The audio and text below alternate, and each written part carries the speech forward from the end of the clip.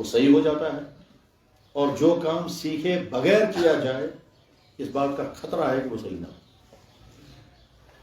دنیا میں چھوٹے سے چھوٹا کام بھی آدمی سیکھتا ہے تبھی کرتا ہے۔ اگر کسی بچے نے سوئی میں دھاگا ڈالنا نہ سیکھا ہو تو ڈال نہیں پاتا، اگر کسی نے کاج بنانا نہ سیکھا ہو تو کر نہیں پاتا۔ چھوٹے سے چھوٹا کام بھی آدمی سیکھتا ہے۔ تو ٹھیک اسی طرح سے اسلام میں اہم ترین حکم نماز ہے، نماز بھی سیکھنی چاہیے، اور اس میں ہم سب کی کوتاہی ہے، ہمارے اماموں کی، ہمارے علماء کی، ہمارے دین کے ذمہ داروں کی، کہ وہ نماز سکھاتے نہیں ہیں، اور عام مسلمان کی بھی کوتاہی ہے کہ وہ پوچھتا نہیں ہے کہ مجھے نماز سکھائیے۔ اس کا نتیجہ یہ ہے کہ بعض دفعہ ساری زندگی ہوگی نماز پڑھتے پڑھتے اور غلطی اب تک موجود ہے۔ چاہے بعض دفعہ ایسے بھائیوں کو دیکھتے ہیں جن کے بارے میں ہمارا یقین ہوتا ہے کہ 50-60 سال سے یہ نماز پڑھ رہا ہے اور غلطی ابھی جو کی تمہیں، کیونکہ نہ اس نے کبھی پوچھا، نہ اس نے غور دھیان کیا، نہ بتانے والوں نے بتایا۔ نماز صحیح ہو جائے یہ بہت اہم ترین معاملہ ہے۔ دیکھیے، ایک وہ انسان ہے جو نماز ہی نہیں پڑھتا، اس کا معاملہ یہ ہے کہ وہ کسی طرح سے نمازی بن جائے، اور دوسرا انسان وہ ہے جو نماز پڑھ رہا ہے، نماز کا پابند ہے، اس کا معاملہ یہ ہے کہ اس کی نماز صحیح ہو جائے اور اچھی نماز بن جائے۔ نماز صحیح ہو جائے یعنی نماز کا ظاہری ڈھانچہ صحیح ہو جائے، اور نماز اچھی بن جائے یعنی خشوع اور خضوع والی نماز بن جائے۔ گھڑی میں باہر کا سسٹم بھی صحیح ہونا ضروری ہے اور اندر کا سسٹم بھی۔ اندر مشین صحیح ہوگی تو گھڑی صحیح کام کرے گی، باہر سوئیاں صحیح ہوں گی تو ٹائمنگ صحیح آئے گا۔ اگر باہر کمزوری ہے اندر ٹھیک ہے تب بھی نہیں ہوگا، اور اگر اندر ٹھیک ہے باہر ٹھیک نہیں تب بھی نہیں ہوگا۔ باہر کی سوئیاں صحیح ہو، موبائل ہے ٹھیک ہے، اس کا اسکرین ہی خراب ہو گیا ہے تو آپ کتنا ہی چلاتے رہے اس کو کچھ آئے گا ہی، اور اگر اسکرین بہت اچھا ہے لیکن اندر کا سسٹم خراب ہو چکا ہے تو اب بھی نہیں کچھ آئے گا۔ تو نماز کا اندر یعنی خشوع اور خضوع بھی صحیح ہو جانا چاہیے، اور نماز کا ظاہری ڈھانچہ بھی صحیح ہو جانا چاہیے۔ نمازیں صحیح کس طرح ہوں گی وہ سیکھنا ضروری ہے۔ ہمارے ہاں کتابوں میں بہت تفصیل کے ساتھ ہر چیز کے مسائل بیان ہوتے ہیں، نماز کے مسائل بھی ہوتے ہیں، بلکہ نماز کے درست کرنے کے مسائل پر مستقل کتابیں لکھی جاتی ہیں۔ آج کے زمانے میں دنیا کی جو عظیم ترین شخصیات میں سے ایک بہت بڑی شخصیت، علمی شخصیت، جو حدیث میں، فقہ میں، تفسیر میں، اقتصادیات میں، مالیات میں اور نہ جانے کن کن شعبوں میں تقریباً اتھارٹی مانی جاتی ہے ساری دنیا میں، حضرت مولانا محمد تقی عثمانی شیخ الاسلام ہے دامت برکاتہم، انہوں نے مستقل کتاب لکھی ہے نمازیں سنت کے مطابق ادا کیجیے۔ ہم نے بھی پڑھی بھی، پڑھائی بھی، اور دوستوں کو بھی تقسیم کی، ترغیبیں بھی دیتے ہیں۔ تو خیر اس تمہیدی گفتگو کے بعد میں عملاً دکھاتا ہوں کہ نماز کس طرح پڑھنی چاہیے اور نماز میں کیا کیا غلطیاں ہوتی ہیں۔ اچھی طرح سے دیکھتے رہیں اور اس کے بعد پھر اپنی غلطیوں کو چیک کرتے رہیں کہ ہماری غلطیاں کیا کیا ہیں۔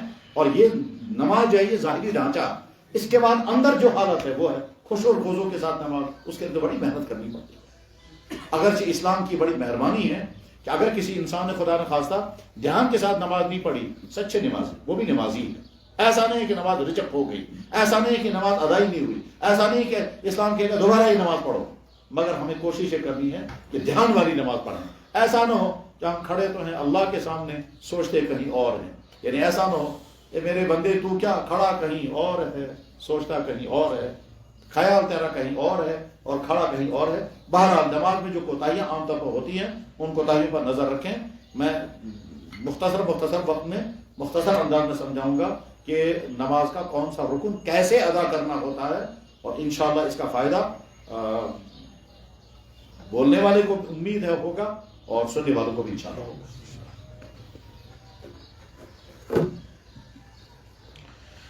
جب ہم نماز کے لیے کھڑے ہو جائیں گے تو سب سے پہلا عمل کرنا ہے کہ اپنے ذہن کو خیالات سے خالی کرنا ہے، اور اپنے ذہن میں خیال لانا ہے اب میں اللہ کے سامنے کھڑا ہو جاؤں، بالکل ایسے جیسے ایک انسان کو اب کیمرے کے سامنے آنا ہے۔ تو جب کوئی انسان کیمرے کے سامنے آئے گا تو خیال بالکل ٹھیک کرے گا، تو ٹھیک اسی طرح سے ہم اللہ کی ذات کے سامنے کھڑے ہوں گے تو اپنے خیالات کو کوشش یہ کرنی ہے کہ دائیں بائیں کے سارے خیالات نکال دیں، گھر کے، بزنس کے، بیماری کے، شوق کے، کھیل کے۔ یہ میں اس لیے عرض کر رہا ہوں کہ ایک مرتبہ اسی مسجد میں، دیکھیے بہت پہلے کی بات ہے، اسی مسجد میں ہم نماز پڑھ رہے تھے، इसी मस्जिद में नमाज पढ़ रहे थे, सलाम फेरने के बाद यहाँ एक लड़का ऊपर से नीचे दौड़ा, लड़का ऊपर से नीचे दौड़ा और शहर में जाकर के फोन करता है, फोन करके पूछता है सिकोर कहां पहुंच गया। क्या मतलब इसका? यानी वह सारी नमाज में सोचता रहा कि मैच कहीं हो रहा है और सिकोर कहां पहुंचा। तो जनाब वहां शहर में खड़े होकर कहता है सिकोर कूद हुआ, यह है उस। तो ज्यादा तमाम ख्यालात को जहन से साइड करके फिर अल्लाह की तरफ मुतवज्जह होकर ये सोचकर कि अल्लाह ताला शानों के सामने में खड़ा हो जाऊंगा, अल्लाह मुझे देखेंगे, मेरा पढ़ना सुनेंगे और मेरी गलती नहीं होनी चाहिए। ऐसा ना हो अल्लाह ताला शानों फरमाएंगे ये तेरी नमाज ऐसी नहीं बननी चाहिए, ये नमाज तुझे बद्दुआ देगी, और नमाज बद्दुआ भी देती है। अगर नमाज हमने खराब तरीके से पढ़ी तो वह नमाज कहती है तुझे भी अल्लाह वैसे जाया कर दे जैसे तूने मुझे जाया कर दिया। फिर अल्लाह ताला गंदे कपड़े में लपेट करके मुख में फज़ाइल अमाल में हदीस मौजूद है, और फज़ाइल अमाल वाली शख्सियत ने ये हदीस नकल की है ऊपर की हदीस की किताब से, शायद सुनन अबू दाऊद और मुसन्नफ इब्न अबी शैबा और तबरानी की हदीस है, फज़ाइल नमाज में मौजूद है कि जिस नमाज को इंसान ने बर्बाद कर दिया वह नमाज कहती है ज़य्यअक अल्लाह कमा ज़य्यअतनी, अल्लाह ने तुझे वैसे बर्बाद कर दे जैसे तूने मुझे बर्बाद कर दिया। तो लिहाजा तवज्जो के साथ नमाज पढ़नी है। अब जब हम खड़े हो जाएंगे तो क्या करेंगे? बहुत सारे लोग खड़े होते हैं, टांगे बहुत दूर रखते हैं। याद रखें अल्लाह के सामने अदब के साथ खड़ा होना है, अकड़ करने। दोनों टांगों के बीच में फासला कितना होना चाहिए कि जितनी इंसान की बॉडी का फासला है, नेचुरल फासला जितना है उतना ही, इससे आगे फासला नहीं रखना है। एक गलती तो ये। दूसरी गलती, बहुत सारे लोग जो हैं वो अपने पांव रखते हैं फैला करके, एक ऐसे पांव नहीं रखने, बिल्कुल ऐसे सीधे रखने। न पांव को दूर दूर रखना है, न पांव टेढ़े रखने हैं, उंगलियां बिल्कुल किबले की तरफ रहनी चाहिए। दोनों पांवों के बीच में फासला उतना ही होना चाहिए जितनी आपकी बॉडी है। अपनी बॉडी से तंग करके खड़े हो जाएंगे तो गिरने का खतरा, इत्मीनान से खड़े नहीं होंगे। और दूर जो टांगे करेंगे तो बेअदबी के साथ खड़े होंगे, तो बेअदबी भी गलत, और करीब करीब टांगे करें वो भी सही नहीं। जो इंसान की फितरी हालत है, इस फितरी हालत को हमारी किताबों में ताबीर करते हैं दोनों पांवों के बीच में 4 उंगल या 6 उंगल का फासला होना चाहिए, या समय फितरी हालत को बयान किया गया। तो ये दोनों पांव बिल्कुल किबले की तरफ। इसके बाद अब हम अल्लाह अकबर करेंगे। अब देखिए अल्लाह अकबर करने में क्या क्या गलतियां होती हैं। बहुत सारे लोग करेंगे अल्लाह, ये गलत है। कुछ लोग करते हैं अल्लाह अकबर, यानी ये हाथ छत की तरफ, ये भी गलत है।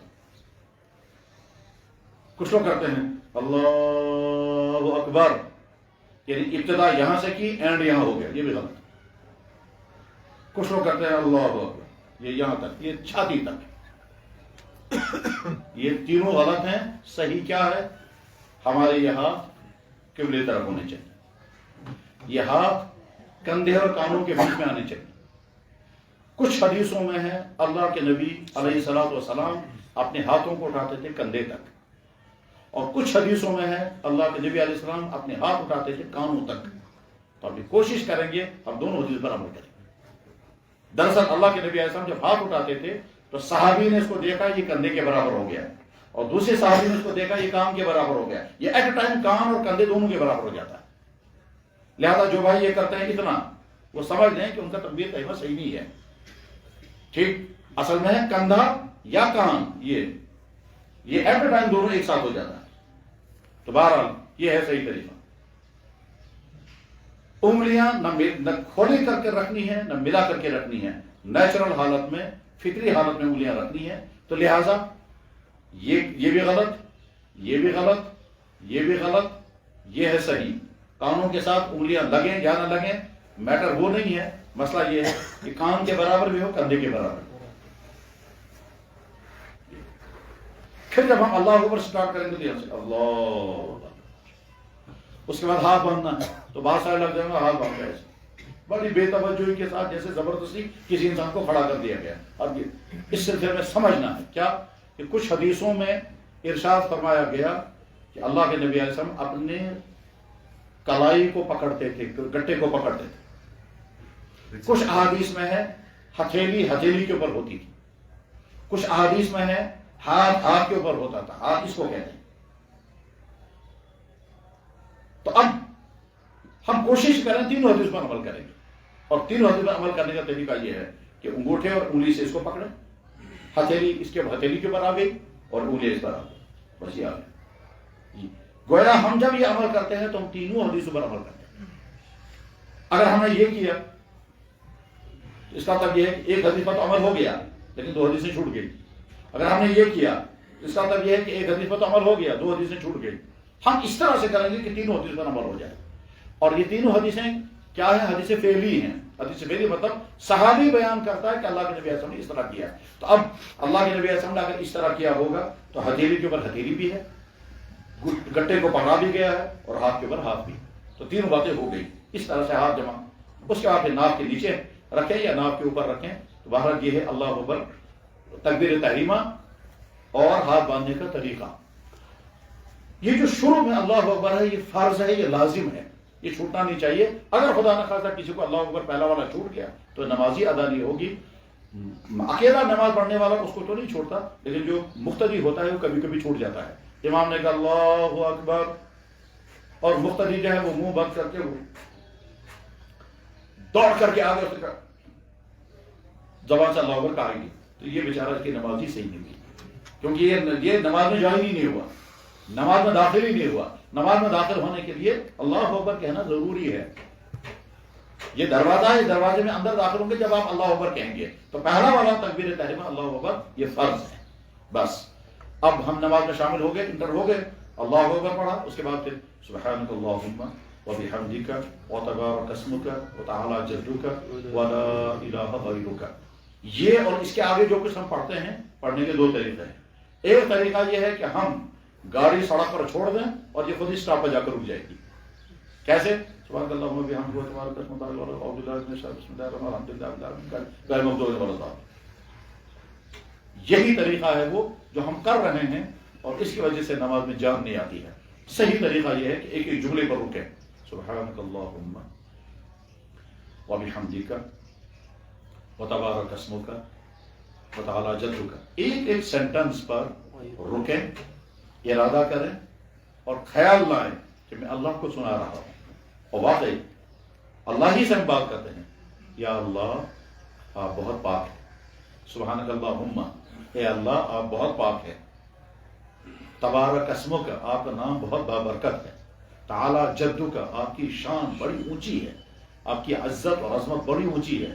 لا الہ غیرک، آپ کے علاوہ کوئی معبود نہیں. تو ایک ایک جملے کو مثلا ہم پڑھیں گے الحمدللہ رب العالمین الرحمن الرحیم مالک یوم الدین ایاک نعبد و ایاک نستعین. دوسرے طریقہ الحمدللہ رب العالمین الرحمن الرحیم مالک یوم الدین. ایک ایک سینٹر جب پڑھیں گے تو نماز صحیح سے صحیح تر ہو جائے گی. بہرحال ہم نے کیا کیا؟ سبحانک اللہ کو پڑھا، پھر اعوذ باللہ من الشیطان الرجیم، پھر بسم اللہ الرحمن الرحیم، پھر الحمد شریف، اس کے بعد آمین، اس کے بعد پھر سورت پڑھی. سورت پڑھنے کے بعد رکوع میں جانا ہے تو رکوع میں بھی غلطیاں ہوتی ہیں. مثلا کچھ لوگ رکوع کریں گے تو کمر ٹیڑھی رکھیں گے، کچھ لوگ رکوع کریں گے تو ٹانگیں ٹیڑھی رکھیں گے، کچھ لوگ رکوع کریں گے تو ہاتھ ٹیڑھے رکھتے ہیں. صحیح طریقہ یہ ہے کہ ٹانگیں بھی صحیح ہوں، سیدھی ہو جائے، کمر سیدھی ہو جائے اور ہاتھ بھی سیدھے ہو جائے. طریقہ اس کا یہ ہے. ٹانگیں ٹیڑھی رکھیں یہ غلط ہے، ہاتھ ٹیڑھے رکھیں یہ بھی غلط ہے، کمر ٹیڑھا رکھیں یہ بھی غلط ہے. کچھ لوگ ایسے کھڑے ہو جاتے ہیں یہ بھی صحیح نہیں. صحیح ہے اس میں یہ پاؤں ہاتھ جو ہیں وہ انگلیاں خود چوڑی کر کے رکھنی، دور دور انگلیاں رکھنی، ایسے جیسے بڑے والے سیب کو ہم نے پکڑا یا بڑے والے انار کو ہم نے پکڑا تو ایسے گھٹنے کو پکڑنا. یہ والا بغل اس کے ساتھ نہیں لگنا چاہیے، دور رہنا چاہیے. یہ حدیثوں میں ہے، ترمذی میں حدیث موجود ہے، یہ سے دور رہیے. نظر پاؤں پر رہنی چاہیے. اور اس کے بعد ہم پڑھیں گے سبحان ربی العظیم سبحان ربی العظیم سبحان ربی العظیم. یہ ہاتھ بغل سے الگ ہے، ہاتھ سیدھا ہے، ٹانگیں سیدھی ہیں، کمر بالکل سیدھی ہے، سر جو ہے وہ کمر کے بالکل برابر ہے. کمر ایسی ہونی چاہیے کہ اگر پانی کا جگ اس پر رکھا جائے تو گرنا نہیں چاہیے. ایسی کمر سیدھی ہونی چاہیے اور نظر پاؤں کے اوپر. ہو گیا یہ رکوع ہو گیا. اب سبحان ربی العظیم سبحان ربی العظیم سبحان ربی العظیم 3 مرتبہ. اس کے بعد پھر رکوع سے جب اٹھیں گے تو اس جگہ ایک بڑی سنگین غلطی ہوتی ہے اور وہ غلطی زیادہ تر لوگ کرتے ہیں اکیلے پر، جب دیکھنے والا کوئی نہ ہو اور گھر میں نماز پڑھیں تو بہت جلدی کریں. وہ طریقہ بتاتا ہوں. یہ مثلا ہم رکوع میں بہت سارے لوگ یہ کریں گے سبحان ربی العظیم سبحان ربی العظیم سمع اللہ لمن حمدہ اللہ یہ کرتے ہیں. سمع اللہ لمن حمدہ اللہ یہ غلط ہے اور اس پر خطرہ ہے کہ یہ نمازی ختم ہوگی. خطرہ ہے کہ نمازی ختم ہوگی. اس کو کہتے ہیں تعدیل ارکان. حکم یہ ہے اللہ کے نبی علیہ السلام کا مبارک ارشاد ہے, بخاری میں بھی حدیث ہے, ترمذی میں اور حدیثوں میں, کہ جب تم سمع اللہ لمن حمدہ کہو تو تمہارا جسم کا ہر حصہ واپس وہاں پہنچ جانا چاہیے جہاں یہ الحمد شریف پڑھتے وقت تھا. یہ سمع اللہ لمن حمدہ ربنا لک الحمد حمدا کثیرا طیبا مبارکا. لہذا اچھی طرح سے سمجھیں یہ غلطی نہیں ہونی چاہیے. یہ سمع اللہ لمن حمدہ ربنا اللہ سیدھے کھڑے ہونے سے پہلے سجدے کے لیے اڑتا جانا یہ صحیح نہیں ہے. سیدھے کھڑا ہونا ضروری ہے. یہ سمع اللہ لمن حمدہ ربنا لک الحمد. حدیث کی کتابوں میں خاص طور پر بخاری شریف میں بھی یہ واقعہ موجود ہے کہ جناب رسول اللہ صلی اللہ علیہ وسلم مسجد میں تشریف فرما ہے, نماز ہو چکی تھی, کوئی صحابی اندر آئے اور انہیں دیکھا کہ نماز ہو گئی ہے اور حضور گفتگو کر رہے ہیں. تو صحابی نے سوچا کہ میں جلدی نماز پڑھوں گا اور آ کر حضور کی مجلس میں بیٹھوں گا. تو اس نے جلدی نماز پڑھنی شروع کی اور اللہ کے نبی اعظم ایک ایک نظر دیکھتے رہے. چاہے وہ جلدی سے نماز پڑھ کے جو مجلس میں آ کر بیٹھے تو اللہ کے نبی نے ارشاد فرمایا قم کھڑے ہو جاؤ فصلی دوبارہ نماز پڑھو انک لم تصلی تم نے نماز نہیں پڑھی.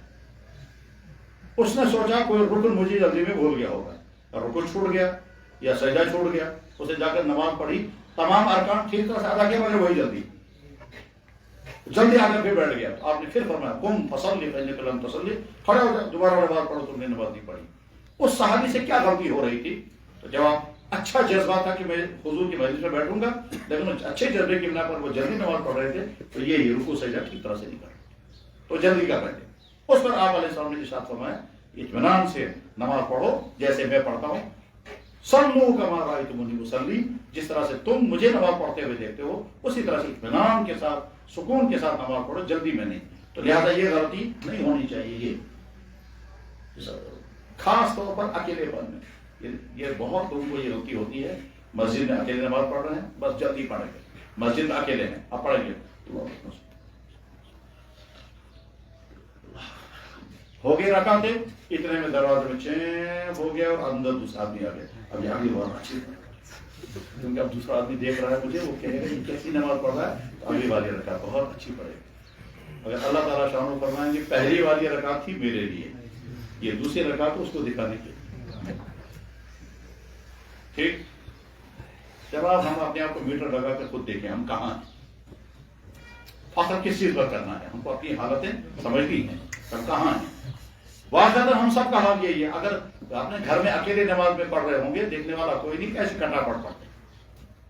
بہرحال اب ہم سمع اللہ لمن حمدہ میں ایک غلطی اور بھی ہوتی ہے. کیا سمع اللہ لمن حمدہ یہ یوں کر لیں, یہ بہت برا ہے, سخت برا ہے. بلکہ حدیث میں ہے اللہ کے نبی علیہ السلام نے ارشاد فرمایا, اللہ تعالیٰ فرماتے ہیں جو لوگ نمازوں میں اپنا سر اوپر اٹھاتے ہیں وہ رک جائیں اس سے, ورنہ اللہ تعالیٰ ان کی آنکھیں چھین لیں. لَيَنْتَهِيَنَّ ضرور ضرور رک جائیں وہ لوگ جو اپنی نگاہیں آسمان کی طرف اٹھاتے ہیں نماز کے دوران. أَوْ لَيَخْطِفَنَّ اللَّهُ أَبْصَارَهُمْ, ورنہ اللہ تعالیٰ ان کی نگاہیں اچک لے گا. یہ غلطی بالکل نہیں ہونی چاہیے, اور ہوتی ہے بے خیالی.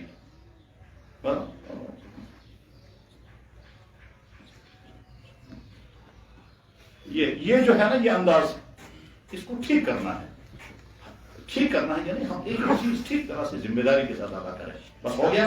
اور اس کے بعد پھر اب ہم سمع اللہ لمن حمدہ ربنا لک الحمد, اس کے بعد سجدے میں جانا ہے. سجدے میں جانے کا ایک طریقہ تو ہے کہ ہم دونوں ہاتھ پہلے لے جائیں. یہ مصنوع طریقہ نہیں ہے. مصنوع طریقہ ہے پہلے دونوں پاؤں پھر دونوں ہاتھ, اس کے بعد پھر سر. سجدے میں جانے کا مصنوع طریقہ یہ ہے کہ پہلے دونوں گھٹنے, پھر دونوں ہاتھ, اس کے بعد سر. لیکن اگر کوئی آدمی بڑھاپے میں ہوگا, کمر میں درد ہوگا, ٹانگوں میں درد ہوگا, اور وہ پہلے گھٹنے کے ذریعے نہیں جا پاتا ہے, اور وہ مجبور ہے پہلے دونوں ہاتھ ٹیکنے کے لیے, اس کے لیے رخصت ہے, کنسیشن ہے. مثلا فرض کیجئے ایک آدمی کو کمر میں درد ہے,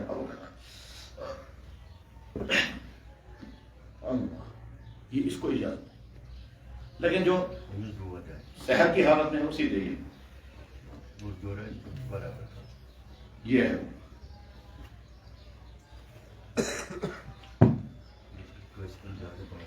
پھر سجدے میں 4 غلطیاں ہوتی ہیں, ان غلطیوں کو دور کرنا.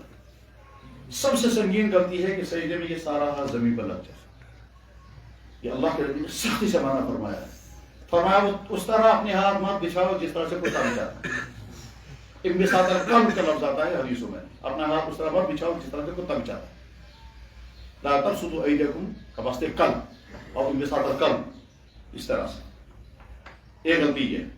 دوسری غلطی یہ ہے کہ بعض لوگ جو ہے وہ ہاتھ ایسے رکھتے ہیں, یہ بھی صحیح نہیں. تیسری غلطی یہ ہے کہ بہت سارے لوگ ہاتھ رکھتے ہیں سینے کے سامنے, یہ بھی صحیح نہیں. یعنی جب وہ سجدہ کریں گے تو ایسے دیکھیے, میں دکھاتا ہوں. دونوں ہاتھ یہ بہت سنگین غلطی ہے, یہ نہیں ہونی چاہیے. ایک غلطی یہ ہے ہاتھ قبلے کی طرف نہیں رہے, یہ بھی نہیں ہونا چاہیے. تیسری غلطی یہ ہے کہ ہاتھ سینے پر رکھیں گے ایسے, یہ بھی نہیں ہونا چاہیے. یہ ہاتھ کہاں رکھنے چاہیے؟ اس طرح سے, چہرہ دونوں ہاتھوں کے بیچ میں, یہ بغل سے دور, یہ زمین سے اوپر, اور زمین پر ٹکا ہوا ہے پیشانی بھی اور ناک بھی. اب ہم پڑھ رہے ہیں سبحان ربی الاعلیٰ, سبحان ربی الاعلیٰ. اس میں ایک غلطی اور ہوتی ہے, وہ یہ کہ سجدہ کرنے والے کبھی کبھی سجدہ کرتے ہیں تو پاؤں زمین سے اٹھا لیتے ہیں, وہ ایسا کرتے ہیں.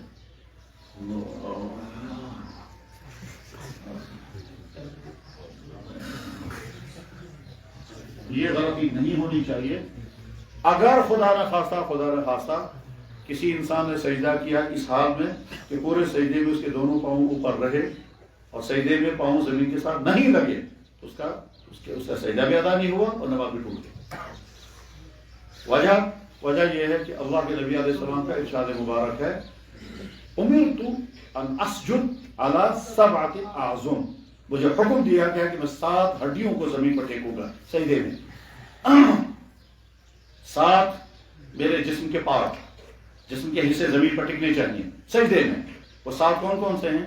2 پاؤں, 2 گھٹنے, 2 ہاتھ.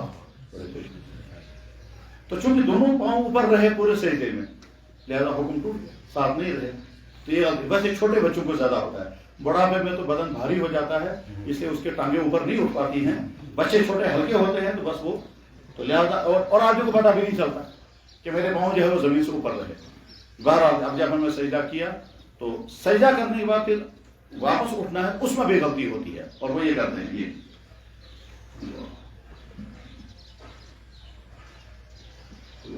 اللہ, یہ کریں اللہ.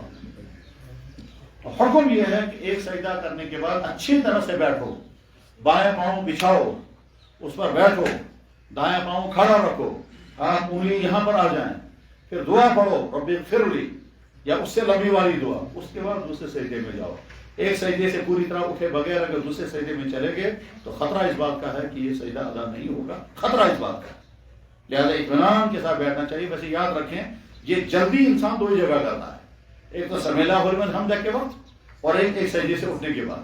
یہ جو درمیان میں 2 جگہ ہیں انہیں کو ٹھیک کرنا ہے. اگر قوما اور جلسہ آپ کا صحیح ہو گیا تو آپ کو پوری نماز کنٹرول میں آ جائے گی. جلدی اسی جگہ کرتا ہے اور وہاں رہتا ہے, وہ کر جلدی منٹ بچاؤ, میرا منٹ بچ جائے گا. بھائی اس منٹ کو بچا کر آپ کیا کریں گے؟ تو منٹ تو بچتا نہیں ہے, سیکنڈوں کا مسئلہ ہے, سیکنڈوں کا, اور ان سیکنڈوں کی غلطی کی وجہ سے ہم نماز کو خراب کرتے تھے. اس کے بعد جب ہم اتحاد میں بیٹھیں گے تو اتحاد میں بیٹھنے کا طریقہ یہ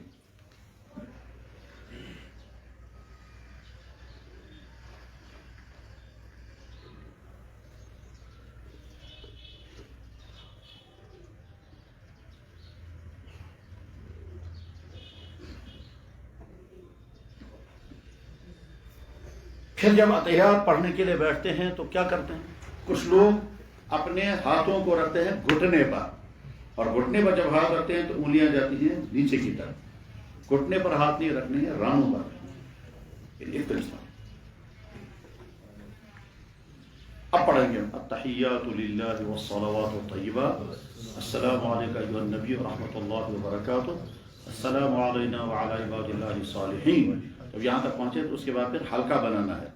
یہ انگلیوں کو بند کرنا ہے، یہ 2 انگلیاں بند، ان کا اشہد ان لا الہ الا اللہ، اشہد ان لا الہ الا اللہ واشہد ان محمدا عبدہ ورسولہ. اس کے بعد پڑھیں گے درود شریف، اب دعا.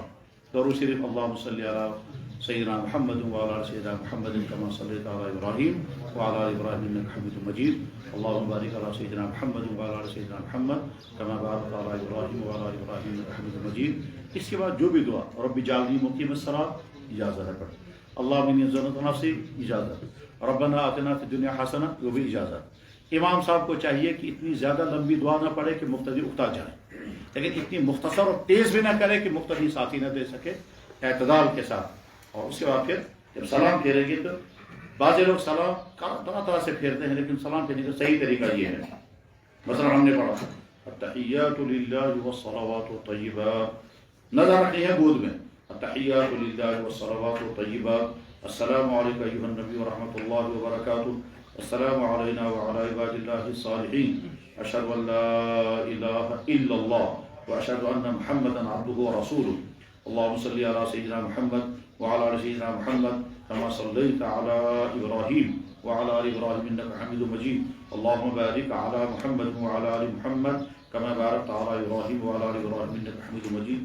اللہم انی ظلمت نفسی ظلما کثیرا ولا یغفر الذنوب الا انت فاغفر لی مغفرۃ من عندک وارحمنی انک انت الغفور الرحیم. یا رب اجعلنی مقیم الصلاۃ من ذریتی ربنا وتقبل دعاء.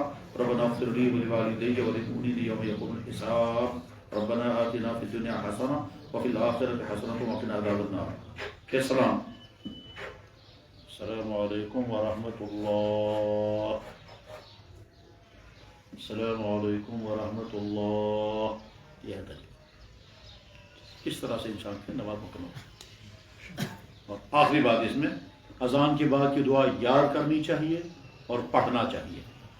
یہ اکثر مسلمانوں کی بہت بڑی کوتاہی ہے کہ اللہ کے نبی علیہ الصلوۃ والسلام حکم دے رہے ہیں، امید قائم کر رہے ہیں، بہت بڑا انعام بیان کرتے ہیں اذان کے بعد دعا پڑھنے کا، اور مسلمان پڑھنا ہی نہیں چاہتے. خیال ہی نہیں رہتا، دکانوں پر بیٹھے، گھروں میں بیٹھے، حتیٰ کہ مسجد کے اندر بیٹھ کر، بلکہ بعض دفعہ جو اذان پڑھنے والا وہ بھی نہیں پڑھتا. مسجد کے حمام میں بیٹھے ہوں گے، مسجد کے صوفے پر بیٹھے ہوں گے، نہیں پڑھیں گے دعا. مسجد کے باہر کھڑے باتیں کرتے رہیں گے، نہیں. اس میں ہم سب شامل ہیں، اس میں علماء بھی ہیں، امام صاحبان بھی ہیں، بزرگ حضرات بھی ہیں، دکاندار بھی ہیں، سبھی ہیں. نہیں پڑھتے. یہ دعا پڑھیں، یاد کریں اور ذہن میں لائیں کہ اللہ کے نبی نے ارشاد فرمایا کہ اذان کے بعد جو دعا یہ پڑھے گا حلت لہو شفاعتی، اس کے لیے شفاعت کرنا مجھ پر لازم ہے. اس کے معنی ہے وجبت لہو شفاعتی، اس کی شفاعت مجھ پر واجب ہو گئی. اتنا بڑا انعام ملنے والا ہے اور ہم کوتاہی کرتے ہیں. اسی طرح سے دعائے قنوت یاد کرنا ہے اور اس کو پڑھنے کا اہتمام کرنا ہے. ساتھ میں کبھی کسی عالم کو، کسی جاننے والے کو سنانا چاہیے. میں اپنی نماز آپ کو سناتا ہوں، الحمد سے سبحانک اللہم سے لے کر کے سلام پھیرنے تک میں وہاں تو بشش پادشاہ صحیح، میری نماز صحیح ہے یا نہیں. اگر کہیں غلطی ہوگی تو غلطی درست کرنی چاہیے. یہ تو ہے نماز کا ظاہری ڈھانچہ. اور اس کے بعد پھر نماز کے اندر اصل جان پیدا ہو جائے گی تب جب انسان خشوع کے ساتھ نماز پڑھے گا. اور خشوع کے ساتھ نماز پڑھنے کے لیے ضروری ہے کہ آپ یہ سمجھے میں اللہ کے سامنے کھڑا ہوں، میں اللہ کو سنا رہا ہوں، میں اچھے سے اچھا قیام کروں گا، اچھے سے اچھا رکوع کروں گا. اللہ کو پسند آ جانا چاہیے میرا یہ، اور اللہ مجھے دیکھ رہے ہیں. اور اس میں یہ بھی بار بار خیال لانا ہے کہ یا اللہ میں کوشش تو کر رہا ہوں اچھی طرح سے نماز پڑھنے کی، مگر پڑھ نہیں پا رہا ہوں، آپ مجھے مدد کریں. طریقہ اس کا یہ ہے کہ ہر جملہ سوچ سوچ کر پڑھیں، ہر جملے پر سانس روک دیں. اور اگلا جملہ دراصل ہم جب پڑھتے ہیں نا تو ارادے سے نہیں پڑھتے. زبان کو الحمد پر سٹارٹ کر دیں گے تو زبان خود بخود جا کر کے اور دالی پر رک جائے گی. اس کے بعد پھر زبان جو ہے وہ چونکہ ہمارا ذہن کہیں اور ہے تو زبان خود بخود کسی صورت کو پکڑ لے گی، خود بخود کسی صورت کے ٹریک پر جاتی ہے. اللہ اکبر رب العالمین الرحمن الرحیم مستعین الصراط المستقیم صراط الذین انعمت علیہم غیر المغضوب علیہم ولا الضالین آمین قل هو اللہ احد. یہ خود بخود کسی سورہ پر چلی جائے گی. تو ایسا نہیں کرنا ہے. علامت کو ختم کرنے کے بعد رکنا ہے, پھر چوز کرنا ہے, ڈیسائیڈ کرنا ہے میں کون سی سورت پڑھوں گا. پہلے ارادہ کرنا ہے. اب ارادہ کیا, فیصلہ کیا فلانی سورت پڑھوں گا, تب وہ سورت پڑھنی ہے. لیکن اس کا مطلب یہ بھی نہیں ہے کہ ہم 5 منٹ لگا دیں گے سورت کا انتخاب کرنے میں, پھر نماز میں گڑبڑ جائے گی. تو اتنی دیر بھی نہیں کرنی ہے. تو انتخاب کرتے ہوئے پھر فیصلہ کر کے جب سورت پڑھیں گے تو نماز کی طرف دھیان رہے گا. اور اس کے بعد پھر سلام پھیرنے کے بعد اللہ کے نبی علیہ السلام کیا پڑھتے تھے؟ استغفر اللہ. یہ اس لیے کہ یا اللہ میری یہ نماز آپ کے دربار عالی کے قابل نہیں. استغفر اللہ 3 مرتبہ. اور پھر اللہم انت السلام اللہم انت السلام, یہ مسنون دعا ہے. اللہم لا مانع لما اعطیت مسنون دعا ہے. اور کیا کیا مسنون دعائیں ہوتی ہیں فرض نمازوں کے بعد, وہ دعائیں پڑھنی چاہیے. اللہ تعالیٰ عمل کرنے کی توفیق عطا فرمائے. وآخر دعوانا الحمدللہ رب العالمین برحمتک یا ارحم الراحمین. کرے مختصر سی بات. ایک مستوراتوں کے بارے میں, کیونکہ مستوراتوں ہماری نماز اس کا بھی تھوڑا اس کے مستورات بھی دیکھتے ہیں. اکثر عورتیں جو ہیں اس میں رکوع میں یا بیٹھنے میں یا تیار میں انہیں بتائی ہوتی رہتی ہے. یہ پروگرام اکثر وہ دیکھتی رہتی ہیں گھروں میں بھی, اور ان کو پتہ چل جائے کہ ہماری نماز ٹھیک ہے. مستورات کی نماز, مستورات کی نماز جو ہے وہ تو اصل میں مستورات ہی زیادہ بہتر طور پر سکھا سکتی ہیں, لیکن اختصار کے ساتھ سمجھ لیجیے. پہلی بات یہ ہے مستورات کو چاہیے کہ اپنے پورا بدن اچھی طرح سے ڈھانپ. زیادہ بہتر ہے کہ اس کا سارا بدن چھپا ہوا ہونا چاہیے, کوئی جگہ کھلی بھی نہ ہو. لیکن اگر اتنا چہرہ کھلا ہوا ہے, اتنے ہاتھ کھلے ہوئے ہیں اور پاؤں کھلے ہوئے ہیں, تب بھی ان کی نماز درست, کوئی حرج نہیں. اور اگر کوئی اجنبی مرد وہاں ہے اور اس نے دیکھ لیا, تب بھی ان کی نماز میں کوئی فرق نہیں پڑے گا. جیسے مثلا حرمین میں خواتین نماز پڑھتی رہتی ہیں اور سارے اجنبی مرد لوگ دیکھتے رہتے ہیں, تو اجنبی مرد کے دیکھنے سے خواتین کی نماز نہیں ٹوٹتی. بعض دفعہ ہمارے ہاں کیا ہوتا ہے کہ صاحب خاتون کہتی ہے سب کے سامنے میں کیسے نماز پڑھوں گی, پارکوں میں گھومنے کے لیے جائیں گے, وہاں سب کچھ کریں گے نماز نہیں پڑھیں گے. تو جب آپ سب کچھ کر رہے ہیں نماز کیوں نہیں پڑھتے وہاں؟ جب اجنبی مرد ہیں تو جب آپ گھومنے کے لیے گئے اس میں بھی تو اجنبی مرد تھے, تو گھومنے کے لیے اجنبی مرد نہیں ہے, نماز کے لیے اجنبی مرد. تو یہ بھی شیطان کا جیو دھوکہ ہے. تو بہرحال خواتین نماز اب جب کھڑی ہو گئی تو دونوں خواتین کو چاہیے کہ دونوں پاؤں بالکل نزدیک رکھیں. آج کا جو فیشن ہے کہ بہت اوپر تک پاجامے ان کے ہیں, یہ صحیح نہیں ہے. یہ تو اولاً ہونا ہی نہیں چاہیے. عجیب بات ہے, مرد جو ہیں وہ ٹخنوں سے نیچے پہنچا رہے ہیں, عورتیں جو ہیں وہ ٹخنوں کے اوپر پھر کھینچ رہی ہیں. حکم یہ تھا عورتیں ٹخنوں سے نیچے لے جائیں اور مرد ٹخنوں سے اوپر لائیں, اس کا الٹا ہم کر رہے ہیں. خیر, تو ہم خواتین جب خواتین کریں گے تو وہ بالکل ساڑی کے اندر یہاں تک ہاتھ اٹھائیں, بس ساڑی کے اندر یہاں تک ہاتھ اٹھائیں. اللہ, اب بالکل نظر سجدے پر, سبحان اللہم و بحمدک و تبارک اسمک, یہ سارا پڑھ کر الحمد شریف سورت پڑھ کر پھر رکوع کرنا ہے. تو مردوں کو جیسے بہت اچھی طرح سے رکوع میں جھکنا ہوتا ہے, عورتیں نہیں. عورتیں کم سے کم رکیں گی. یعنی عورتوں کو اس طرح سے نہیں, یہ جو ہے یہ نمایاں ہو جائے گا اگر پوری طرح سے جھک جائیں گے. اس کے مطلب یہ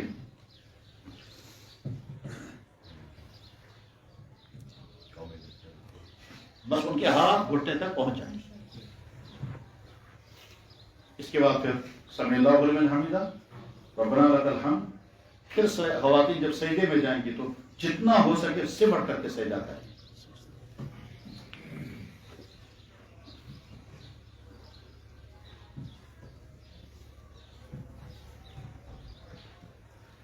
یہ ہے اصل میں خواتین کے مردوں کی طرح سجدہ کر لیجیے.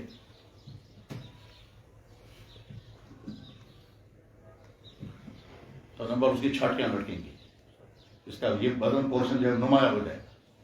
اس لیے خواتین کے لیے حضرات صحابہ کرام جو اپنی خواتین کو نماز سکھایا کرتے تھے, جو کتابوں میں ڈیٹیل کے ساتھ موجود ہے اور اس میں باقاعدہ کتابیں لکھی گئی ہیں عورتوں کی نماز کا طریقہ, اس میں یہی سمٹ کر کے ان کا بدن کھلا ہوا نہیں ہونا چاہیے. کیونکہ خواتین کا جسم کا جتنا یہ کھل جائے گا اتنا زیادہ جو ہے وہ دوسروں کے لیے پرکشش بنتا ہے. تو سمٹ کر کے جتنا رہیں گی اتنا. اس کے بعد پھر جب وہ سمٹ کر کے انہیں سجدہ کیا جن خواتین کا بدن عام طور پر بہت بھاری ہوتا ہے وہ اگر سمٹ نہ سکے تو تھوڑا کھل سکتی ہیں. اس کے بعد پھر جب اتحاد میں بیٹھیں گی خواتین تو یہ